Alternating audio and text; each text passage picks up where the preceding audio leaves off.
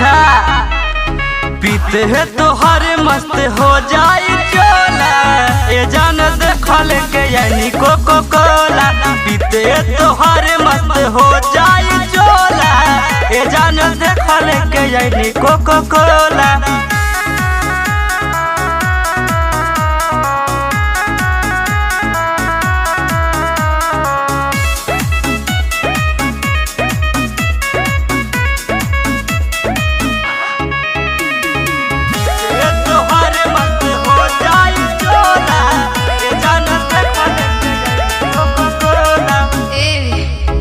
आज मानव न तो हर बात हो, रोज के वही है आदत हो।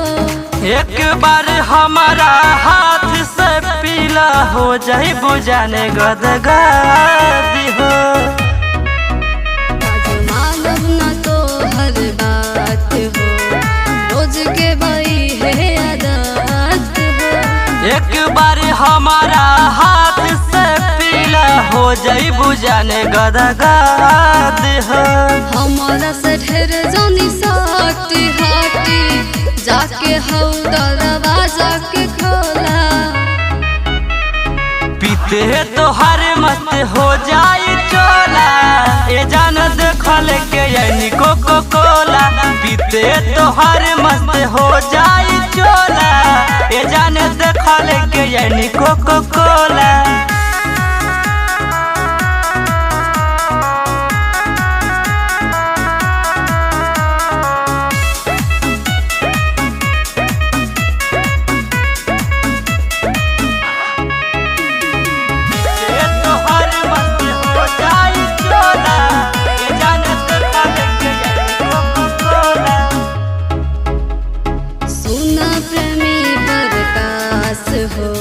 कैसे करे विश्वास हो, काल्हे जाके बनवाइब कूलर, आज भर कर बर्दाश्त हो।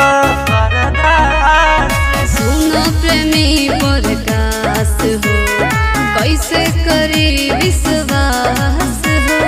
काल्हे जाके बनवाइब कूलर, आज भर कर बर्दाश्त हो। विनोद आशीष भर लक्ष्मण करे तो हर कुछ दिलोला। पीते तो हर मस्त हो जाई चोला, ए जान देखल के यानी कोको कोला। पीते तो हर मस्त हो जाई चोला, ए जान देखल के यानी कोको कोला।